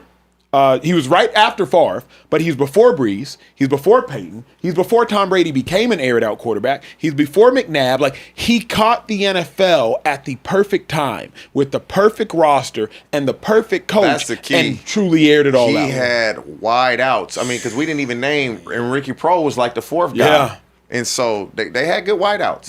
Yeah. Speaking of having good content, Trey, I think you have something for us. TJ, really quickly, does the name Ike Taylor ring any bells for you? Yeah. Okay. You don't recall telling this story in the Speakeasy? Oh yeah, that was when I had my crack the bones in my back. Yes, I do remember that shit. Okay, now you remember. Well, for the audience that doesn't remember, oh yes, I do remember. One thing about Social Trade, Kieran calls me the best in the business for a reason because I'm going to keep receipts. Can we pull up the video, please? Yeah. Let's jog TJ's memory just a little bit. It was kind of high. I was like, we was playing the Steelers. I'm like, he about to me. I was so nervous. I thought that bitch. No. I got smacked. Yeah. Ike Taylor for sure smacked me. Yeah. Hold on. He got to drink to that. It was at this moment that he knew. He fucked up. I'm not going to do it to you, and so somebody's going to clip that. One more time, because CJ thinks he said. But see, y'all listen, so, you said I was so nervous after you said that. No, because I even correct you. That's why we had to stop it. Can we let the clip play? Nobody talk, please. Quiet in the studio. First play of the game, Carson threw me a hitch, and it was kind of high. I was like, oh, we was playing the Steelers. I'm like, oh, he about to me. I was so nervous. Caught that bitch and came down. Excuse my language. Yeah, you didn't finish that. You didn't finish that sentence. Fuck me up. Thank you. I got smacked. Yeah. Ike Taylor for sure smacked me. Yeah. Hold on. He got a drink to that. It was at this moment that he knew. No lie though, bro. He fucked. The transverse process, I think that's why my back is still be messed up to this day. Yeah. Bro, I have 4 cracked bones in my back, and I didn't miss one game. Yeah. Yeah, nah, I you're didn't crazy. miss You're going to one. feel that on the back end right now. That's Couldn't even walk. Pause, brother. Yo, that's why you get them prison messages. Hey, you gonna feel that on the back end. That's why you get them prison Jay messages, something, bro. He's feeling it later in his life. It was Jay something. Let me see. It was. Let him know. Let him know. Tell us something else, bro. Hey, I can't find it right now, but yeah. Hey, buddy that sent that, hey, just so you know, he got colored eyes too. Just so you know, he got What's up with him, bro? There's something wrong with y'all, bro. Crazy. Oh, that was Project There's something Baby wrong Flame. with That's who it was. Yeah. Project Baby Flame. Yeah. My dog do got colored eyes. You know what? Yeah. Look, speaking of light skins with colored eyes, let's talk about Stephen Curry. I like that said. He's now set a goal to return for the Warriors on Sunday night against the Houston Rockets. Report comes from Shams. Fellas, question is here, Steph, after dealing with some injuries recently, should this be the last year of Stephen Curry's career? I think his championship window is closed. So if that's the case, obviously Steph keeps getting accolades, keep changing the game, keep providing for your family, keep becoming a legend. You already are a top 2 point guard of all time. So, Steph, you have nothing left to prove. But the fact of the matter is, I think the championship window's closed. Once Jimmy Butler got hurt this season, that window closed. And if we're being honest, the fact that they didn't get it done last year with the aging roster, the window's closed. I would go as far as to saying people are going to hate me for this. Once Draymond Green punched Jordan Poole and Jordan Poole dipped, the window was closed. Because quite literally, you should have found a way to tether the old guard to the new guard. Jordan Poole, Jonathan Kuminga, Pods, that was supposed to be, even Moody, that was supposed to be the old guard tethering to the new guard, and everything was going to be Gucci. I would say once Draymond Green punched Jordan Poole, the window closed. If Steph wants to keep playing, but swing and miss on Giannis Antetokounmpo. Kevin Durant didn't want to go back. I don't know, T, that there is a player or players that the Warriors could acquire that would make them competitive with the Thunder in the 7-game series, that would make them competitive with the Spurs in the 7-game series. I don't see it. Oh, no. They're done Dang. as competing for championships. It's over. But should this be his last season? Absolutely not. Not even a thought in my mind. Okay. You can just tell the way he plays, it's fun for him. Yeah. Still has a smile on his face, running up and down the court, and he can still actually play. Yep. And so, will the Warriors compete for championships unless something drastically happens that nobody knows about and they're able to swing a trade for somebody that can really change what they're doing on the court? No, it's not going to happen. But as a player, we're going to see Steph play at least 2 to 3 more years because he seems to be having too much fun. Now, if you encounter an injury, that may change things, but you got to play till the wheels fall off because when it's over, it's over. And I don't believe he'll play till the wheels fall off, but he's going to play until he feels like nobody can stop him from scoring. Don't you feel like the wheels are to some degree starting to fall off? He's played 39 older. Games. They're not falling off. He's just getting older. And when you have an injury as you get older, you just don't heal as fast as you used to. Mm-hmm. And so, no. And if they had an actual real chance to compete this year, I believe he would have been back. Mm-hmm. I'm not rushing back when I'm not 100% for what? But when was the last time the Warriors weren't in the play-in? Was it 3 years ago? They're in the play-in this year. That's my point, though. I'm saying when they weren't in it. They're in it this year. I think they were in it last year. I think they were in it the year before. The point I'm making is this is Steph Curry and the Warriors have historically been so talented that for years now they've just been playing team. But if Curry is there, they're going to win the play-in. If he can get his rhythm, They're going to win that playing game. Okay, so you win the playing game and you're the 8th seed just to get 4-1'd by the Thunder. Yeah. But you there. Yeah. They won a playing team in 22-23, so the year after they won the championships. The last 3 seasons they've been playing team. But to be fair, like that's what happens whenever players get older. I don't think it's retirement time for Stephen Curry when in the 39 games that he's played this season, he's dropping 27 a game. Mm-hmm. As a matter of fact, I think Steph Curry has the ability to play the game for another 10 years if he genuinely wanted to, just because of his play style. Will he do that? Absolutely not. Obviously, like Mother Nature's gonna start having an effect, but I think it's a situation where you can sort of start your rebuild early. He can still be that player there. I don't really see him retiring anytime soon, and I don't think he needs to be fair. He's still got accomplishments that I think he needs to hit. Go out there, get the 30,000 points. Go out there, stamp your place statistically as one of the greatest of all time, not only just with your impact. But here's my thing, though, G. Steph Curry has already proved. Steph Curry cannot elevate anymore in where he is as an all-time great. He can't. He could. He can't. He's not going to win another championship. Yes, he could. Without another championship, he can't. He could win another championship. But even he's not going to. Something drastic has to happen. And even if he wins another championship as the 3rd best player on his team, because he's not going to win another championship right now as the best player on his team. Who's to say he can't? You're not beating the Thunder, bro. You're not beating. Who are you going to add? You ain't beating the Thunder, the Spurs, or the Lakers. So not with Steph as the best player on the team. His play style has never been relying on athleticism or youth. Like his play style is I can shoot the basketball, but he needs help. He does need help. He needs help and he needs health. Remember, even the year they won the chip, who was dominating in the first 2 series? Jordan Poole. Steph wouldn't even play in the first couple games. Then he came off the bench, if I'm not mistaken, against the Memphis Grizzlies. Jordan Poole was going crazy. So Steph not only needs help, he needs health. My thought is, even if Steph gets another chip, we're not putting him above Magic as the best point all time. Because we already are. Yes. No. That's already happening. Yes. No. Steph Curry's not better than Magic Johnson. Steph Curry is already in conversation to be better than Magic Johnson. In conversation, is Steph better than Magic to you? Yes. Steph Curry is better than Magic Johnson. Trey, what do you think? Steph or Magic? Steph or Magic. Top point guard of all time. Steph is 1,000% in that conversation. He is. Magic benefits from a lot of 80s aura, but he did he played every position. He started at center in the final. Can I process? The fact that he has to process tells you that it's a conversation. It is close, though. It's not that close. Yes. Because Magic was a unicorn first. Magic played, I think it was game 6 versus the Sixers. He had 42 and 9 is a big. Because Kareem was hurt. Yes. And he went in there and closed out game 6 playing like the 4. Absolutely. And They're just different players. They're completely different types of players. I think I Steph lean Curry more changed the way basketball is played and made it more efficient. Magic did too. Okay. Did he do it to the level that Steph Curry did? Yes. Y'all hate on the game of the NBA now not to the level that Steph Curry did. But the reason I got to lean Magic more than anyone ever. The reason I got to lean Magic is I think his championship wins are more impressive than Steph's. They're doing it with a loaded team. Yeah, Magic's team was loaded too. Yeah. But he also was playing against another loaded team in the Celtics for a lot of those chips. I would say the toughest one that Steph got was the 22 one.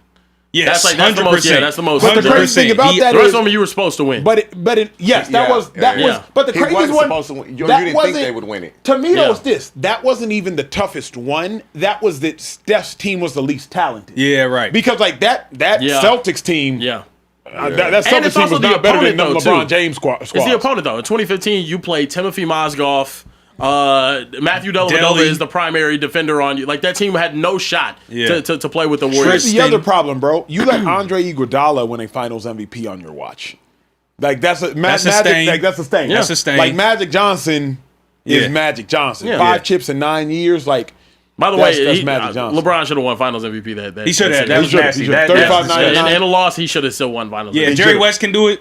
LeBron should have been able to do it. LeBron was the most clear, I should win this. I'm the best player on the floor every single time. So my thing, though, Kieran, back to the full circle is, if Steph's not going to improve his all-time great legacy, he can keep shooting threes and Steph is the most entertaining player, one of top 3 in the game still. But I'm just saying, like, there's nothing left Steph Curry has to gain. Yeah, he ain't got nothing else to gain. He would have to beat the Thunder. He would have to. It would have to be some sort of like if he makes My another Stars versus the Looney Tunes unless type they of have thing. Injuries, that's not happening. It's impossible. That's not even going to happen. Yeah. It's impossible. And then if even SGA went out, Oklahoma City would still win. Yeah, and even if Curry wins with SGA out, it doesn't mean as much. Can I ask y'all this though? Why does this is just a general basketball question though? Why does Steph not receive the hate that LeBron does for this modern era of basketball, and the reason why people don't like it as much? Because I think the average folk can relate to Curry more. Curry is 6'2". He not jumping out the gym. He's not extremely LeBron is a freak of nature. Yeah. And so I think you can go do what Steph do. You ain't going to make the threes, but you can go in the gym and shoot threes up. Yeah. You're not doing anything that LeBron can do. I think also, Kieran, my thought is like, because Steph doesn't receive the praise LeBron gets. And in theory, Steph could. But Steph don't receive that LeBron James type of praise. So to me, okay, we keep it rolling. We keep it rolling. So to me, that's probably why he doesn't receive the same criticism, because like Steph don't receive the same praise. And that's very true. You know what I mean? Very true. But actually, one thing I'm thinking about now, I might have to recant my statement just a little bit because it's still Magic. No, not about the Magic Steph thing. Tyrese Halliburton and the Pacers took the Thunder to 7. We gonna say Steph can't do that?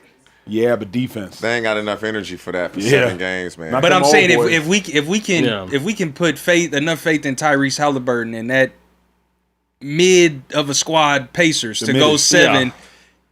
Steph is leaps and bounds ahead of Tyrese at this point in his career. Who knows what Tyrese will pan out to be? It won't be Steph, but I still believe that if Tyrese can do that, I think Steph has a chance to actually. Have a ton of energy, team. Man, hold on. Also, each game and the Pacers. This is the same coach that took the 2011 Mavericks to the NBA Finals. That was coaching that Pacers team last year. Yeah, no, Rick is. It was think about how every piece complemented each other. The Miles Turner complimented the Pascal Siakam, complimented the Benedict, not Benedict Mathurin, but Aaron Nesmith, who complimented the Andrew Nembhard, who complimented the Tyrese Halliburton. That was a team. That was if they would have won the championship, they would have been that would have been the best team to win a championship. Not with a superstar, just with great team basketball since the Mavericks did it in 2011. So and they had, to T's point, like for every card the Thunder played, the Pacers could play 1-2. Yeah. The Thunder could play a Case and Wallace. Plays, okay, I'm going to play Obi Toppin. Right. Thunder could play Alex Caruso.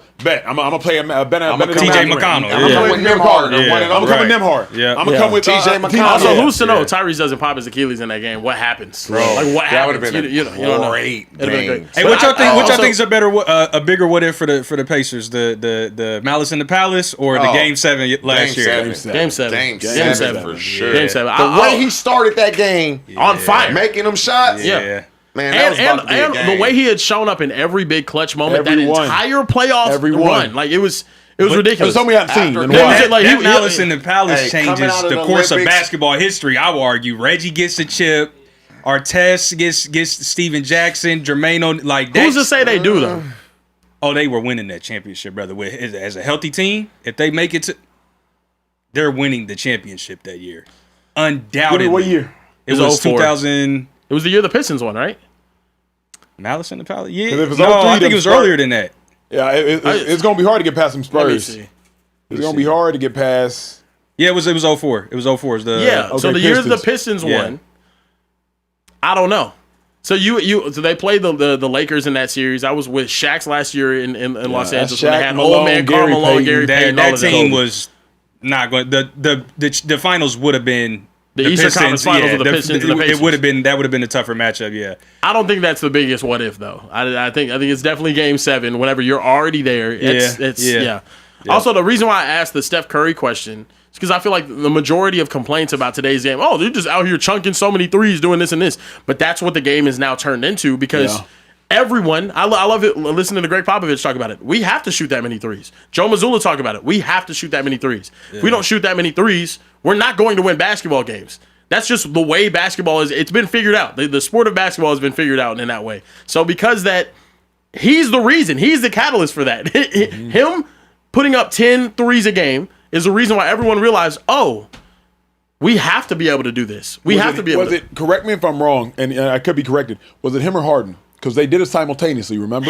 It's the fact that you had Clay and Steph putting up on average like 17 to 23s a game, which was with two players higher average than anything else. Then whenever you started having everybody else involved, the league average ended up going up. They were just a dominant team more than anyone else. And now you have to hit threes.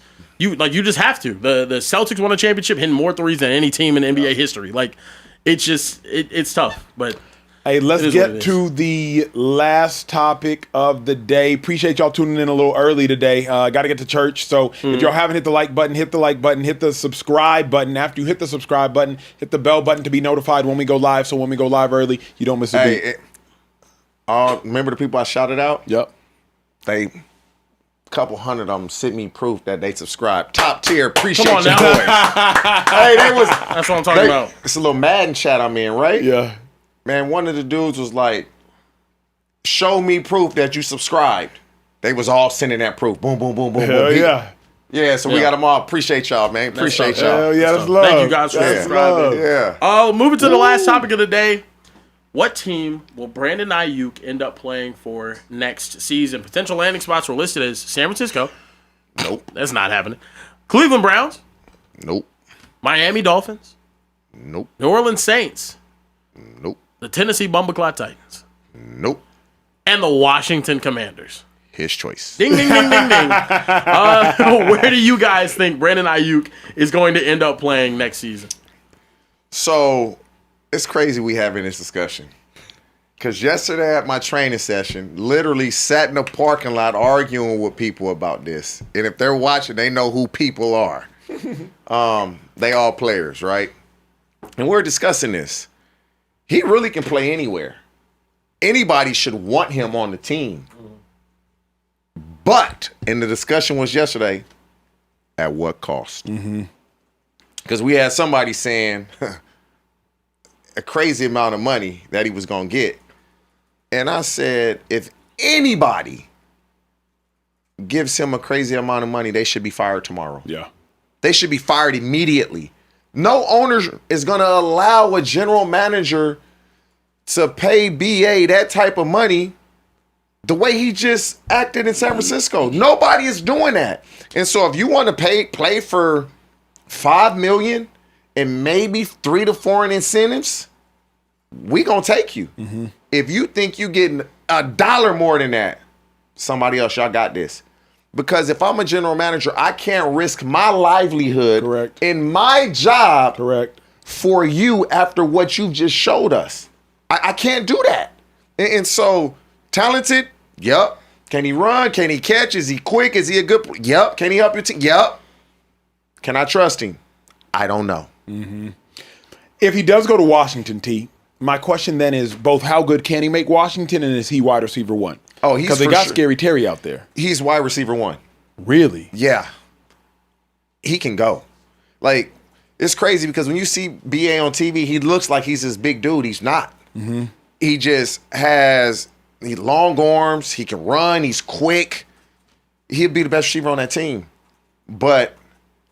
And he has that relationship with JD that they want to play together. But what's the number? Yeah. I think that's going to be, to me, is he realistic about what he's going to get? Is the team going to feel like they're disrespecting him by the offer that they offer? Yeah. And so... So what you're saying is crazy then, because is there a better combination in the NFC than B.A., Scary Terry, yes. Jaden Daniels? Yes. Jaden Daniels? Yes. Yes. Yes. The in Cowboys. their own division. Yes. The Cowboys. So is Dak better than Jaden? Because that's why I mentioned Jaden as well. You have to say, yes, Dak is better because of what he's done. Jaden had one good year. Yes. And then both receivers are better. Yes. Than either of those. Okay. Yes. And the other division, the Eagles, they're better. But Jaden Daniels, man, I'm telling you, like what Jaden has done. The receivers, Jaden Daniels is really good. But when if Jaden Daniels is better than Jalen Hurts, A.J. Brown and Devontae Smith is better. Then Scary Terry and Aiyuk. When you combine them together, Gotcha. Yes. But those two together would be unreal because B.A. can run, Scary Terry can run. Yep. That's something that you would have to take account for. And they can both run the whole route tree, if I'm not mistaken. Everything. Correct. Everything. A.J. Brown, Devontae Smith, George Pickens, CeeDee Lamb, Scary Terry, Brandon Aiyuk. Where do you rank Brandon Aiyuk? Between all those? All of them. Excuse me, Malik Neighbors. I would probably put B.A. number 4. Okay, give me your order. NFC East wide receivers. I'd probably go AJ Brown. Yep. George Pickens. Okay. CD. Okay. BA. Yep. Malik Neighbors, Devontae Smith. Devontae Smith. Yep. Neighbors. Terry, then Neighbors. Like I can't put Neighbors in front of guys that have done it before, years after years. Yeah. I can't do that. Because to me, like, bro, if you get BA plus Scary Terry plus Jaden Daniels plus a defensive-minded head coach who has retooled the defense, the Commanders could win a division. Yeah, like they could be an 10, 11 win team. I just don't know how. Remember, BA's still coming off an ACL. He's fine. Is he? Yeah. He's fine. What do you the general manager, what are you giving him? Give him a 1-year deal. What does that look like for you? Bonus heavy. Probably be 7 years worth up to 12.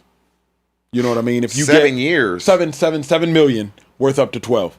So I'd give him a $7 million deal, and then if you get 500 receiving yards, 500,000, 1,000 receiving yards, $1 million, 1,500. You know what I mean? Like 1,200 receiving yards, 1.5. Like you can earn up to 12, but you just finna get. So you're giving him more than I would. You said 5? Yeah, I was. He can't play for 5. That's a slap in the face. But it's not a slap in the face because this is what you've created. You've done this to yourself. You're not finna pay a rookie. You're not finna go pay Malachi Lemon more than me. But you're not paying Carnell Tate more than me. But this is the thing. This is the thing, though. You've done this to yourself. You had over $40 million guaranteed, and you said, "I don't want that. I don't want that." And so, if I give you this type of money, who's to say you're not gonna do this again? Yeah. You've done it with 40 That's plus crazy. Million. You're not gonna do it for 7 or 8? That's crazy. What up? Yeah. No, I mean, I was just laughing because I really hope Mekhi Lemon is good in the NFL because the entire family, we drafted a lemon. Like literally, like that's it's gonna be great. No, but I agree with you. Also, I don't think Terry McLaurin's a top 5 receiver in that division. I just don't. I'd have CD 1. I'd have AJ Brown 2. I'd have George Pickens 3. I'd have Smitty at 4. Actually, I probably put Neighbors at 4, and then I put Smitty at 5. All of them, I think, are better than Terry McLaurin. After one season, you got Neighbors? Yes. Neighbors. Potential-wide, the eye test, yes, he looks great. Neighbors in 13 games. Neighbors in 13 games did more than Terry McLaurin has ever done in the season. Oh. He did. He's never had a 1,200-yard season. In his rookie season in 13 games, he had more yards. McLaurin has never, ever had a quarterback that would throw him the ball like that until Jaden Daniels, and he was hurt. Yeah. I mean, I can hear you, but I don't know. I think Neighbors is a 1. He's a bona fide superstar. Scary Terry 1 too now. Scary Terry 1. If you genuinely felt like if Brandon Aiyuk comes to the Giants, is he the one for the Giants? That's the thing. You feel like it's a conversation, but whenever he goes to the Commanders, you feel like Brandon Aiyuk could be the one over Terry. Yeah. I think Terry's awesome. I think that would actually be an amazing receiving core, and they would be able to compete at a very, very high level offensively. I don't really see it being like a division-changing move. I do think it gives Jaden Daniels security for the next couple of years, and I think it's a great move for him, especially someone that he's so familiar with. 2 wide receivers that can really go out there and run, like you said. They're going to be able to compete with the rest of the division, but it's not something that's going to be tricky, man. It is. Because what do you pay him? It's the same situation that we're in right now with Tyreek Hill. You're unbelievable. You're a Hall of Fame level talent. You put up 1,500 to 1,700 yard seasons multiple years in your career. You're an anomaly, but you just snapped your knee in half. Yeah. So how do I? What can I really pay you? What's the expectation? What am I actually going to get out of you next season or in the future? And I think that's the thing for Brandon Aiyuk. You didn't play and gave up $30 million because of what? You didn't want to rehab? What was it? And to me, it's too big of a question mark. God, he gonna regret it when he get my age. I promise you, he is. I think he regrets. He's gonna regret it whenever he sees whatever this next contract is, because I guarantee you, it's not gonna be what he wants what he's deserving of. I don't think he'll accept it. You notice, like if you want to play football, you're going to accept it because there's no owner that's going to allow a general manager to pay you this type of money. And if they do, they need to be fired immediately. Yeah. They got to get fired. So Adam Peters, do it. Get your ass fired. Mm-hmm. Is the only situation, I'll ask you this, is the only situation that we've seen similar to this, someone playing at a very high level but then leaving for a year, like the Le'Veon Bell situation? Because this is And Le'Veon Bell wasn't the same player after coming back from it. That is true. It's different though. Well, it is. I think it's an injury. But remember, I guess that makes it worse in a way. But no, Le'Veon Bell chose to sit out. But BA did too. BA was supposed to come back by October. Yeah. But remember, he could have come back by October. Yeah. And when you have an injury and you're rehabbing, I've never seen anybody. The richest people in the world ain't giving up $40 million. No. And we got guys that don't have nowhere near that type of money giving it up.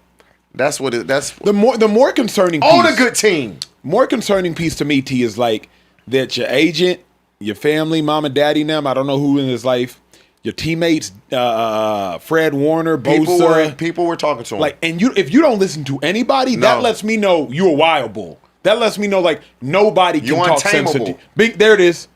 And I don't want somebody untamable. In any part of my life. If you're untamable, if you can't listen to any wise correction, nobody can tell you nothing. Because you don't get these opportunities. You can't go back and make that money. Yeah.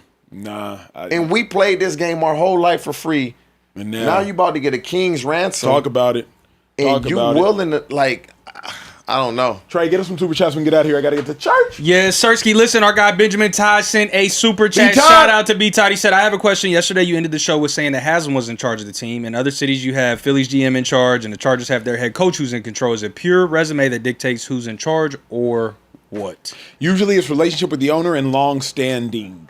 Yeah. So like Howie Roseman had been in Philly for so long through the Chip Kelly era, through the Andy Reid era, Howie Roseman finna call the shots. Yeah. You know what I mean? So it usually comes down to resume, but also like what's the relationship with the owner and who's been there the longest. Yeah. You know what I'm saying? Would you agree? Who's proven? Yep. Who's proven that they know what they're doing? Yep. Listen, Bojangle2213 said, Ozempic Bear, it was not actually Steph. If I was on Ozempic, I'd be much slimmer right now, by the way. I'm adding actual muscle and then also burning the fat. Well, yeah, we know. You just got to ask your favorite rapper, Drake. He could tell you all about Ozempic. He said Steph caused, it was not actually Steph that caused the league to become what it is. You can thank the Mike D'Antoni Rockets, the team that was playing PJ Tucker at center and chucking up threes like no one's business. That's fair, but that's also, I don't hate that, yeah. I mean, I get it, but also, Steph was the one that just started making it. And everybody looked at D'Antoni like, you damn fool. Yeah. What are you doing starting PJ Tucker? I don't think the thing was though, until championships were what was won with it, it wasn't actually. It wasn't gonna change everybody. D'Antoni did the same shit. Yeah. With the Suns. Yeah, he did. He tried to. Yeah. You gotta win with it. You gotta win with it. Great point. Lorenzo Mitchell 959 said, name a quarterback outside of Brady and Mahomes to win a Super Bowl without a number one wide receiver. Give Lamar, AJ Brown, T. Higgins, or CeeDee Lamb, and he will deliver a ring to Baltimore. Fair. That's very fair. Yeah. That's fair. I could name some, but when the Packers won in '96, was Antonio Freeman number one? He was like good. that. He was a good like player. a number one. It's different. Like he didn't have the speed but he was getting open. He was getting open. Yeah, but 86. I remember Antonio Freeman. But was he a number one? Pull up Antonio Freeman real quick, bro. Man, like Sterling Sharp's career is so unfortunate, bro. He was cool, but he said that's why I said wide receiver. Yeah, I'm like, of course Sterling Sharp, like Antonio Freeman, 96 had 90. Okay, I'll pull up that season. Ooh. I'll see. He had 933 yards. I mean, he had a 1,400 yard season. So yeah, I mean, he had 12 me that season. Let me you got me. You go for 1,400. You got me. What they did that year. Their receiving leader. It wasn't Antonio Freeman. Yeah. Yep. Antonio Freeman second was me. Don Beebe. I know my ball, bro. Game day 98. I was on it. Go ahead. Hey, listen. C Wayne 21 said, "What's up to my favorite Speakeasy crew? Question for TJ: what are your thoughts on the Baylor receiver Josh Cameron? His game reminds me of Puka. #Go Rams. This is the thing, because Puka's played well. His game reminds me of Puka. Puka went to a great situation, and he's a really good football player with a high IQ. I don't know. Like, I got to get around the player to see how he processes and understands the game. And so it would be unfair to say, he reminds me of Puka, then you got to live up to that. Yeah. Right. Puka has what you can't see. You got to get around him to understand, like, how good of a player he can be when you speak with him. Yeah, that's fair. That's fair. Jetlag TJ427 said, TJ, can you tell us about the Sean Taylor story? Makes us really look at people we call the best when they aren't good people. Rest his soul. And is Amari Cooper the best route runner? Answer the second one, because for the second time we ain't got time for the first. No, Amari Cooper's not the best route runner, no. Okay. Project Baby Flame has just jumped back in the super chats with $50 and said, TJ, why are the Ravens so atrocious at drafting, picking up wide receivers? Thanks, love the show. Keep doing your thing. Nothing about Carebear. No, he kept it kosher. I don't know. They've done better as of late. Zay Flowers. Yep.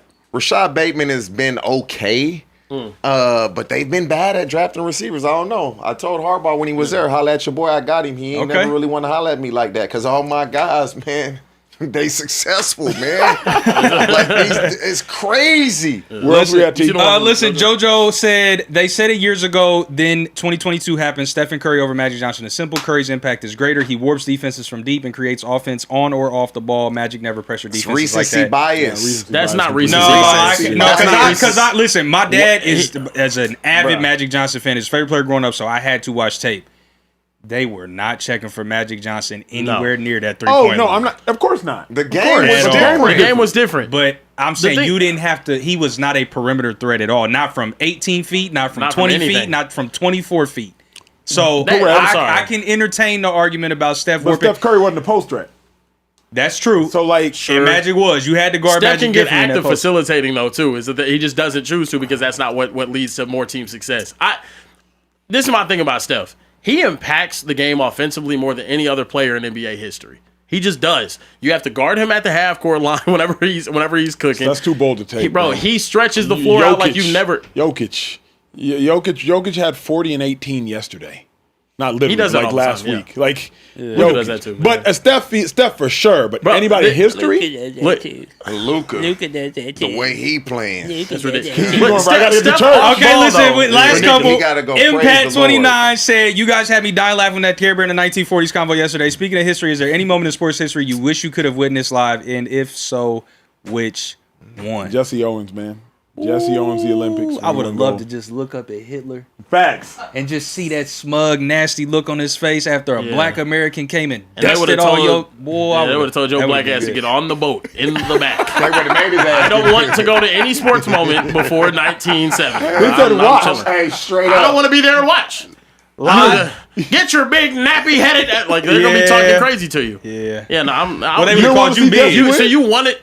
let me get this straight. Out of all of the sports moments in history that you could witness, and I understand it is a phenomenal moment to witness. I love witnessing it on video.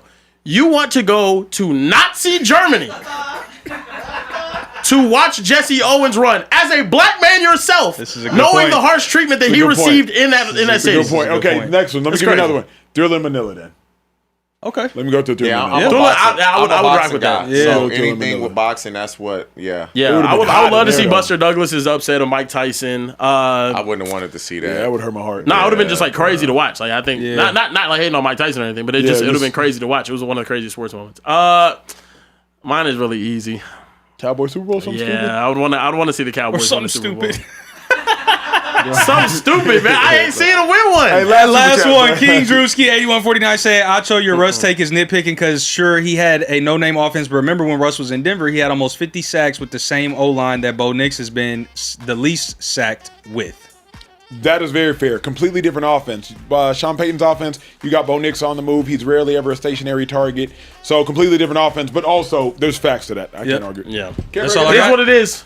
Look, we appreciate you guys watching. Thank you guys so much. Look, we're going to be going live here tomorrow night at 11:15 p.m. Eastern, 10:15 p.m. Central. And because Trey's daughter Maylin's in the building, 9:15 p.m. Mountain Time and 8:15 p.m. Pacific Time. We today respect Mountain Time. Only because Maylin's in the building. Only because Maylin's in the building. Literally. Look, make sure you guys hit the like button, hit the subscribe button, and also hit that bell button after you hit the subscribe button to be notified when we go live next. We had to respect Mountain Time. Yeah, we had to respect Mountain Time. I hate it. You got to. Yuck! I hate it. Look, you, girl. For Kira Hickey Sybil, TJ Hushmanzada, Emmanuel Acho, Malin, and Social Trey, and everyone in the back. Make some noise in the back. Shout out to the gang in the back. We'll see you guys next time right here in the Speakeasy.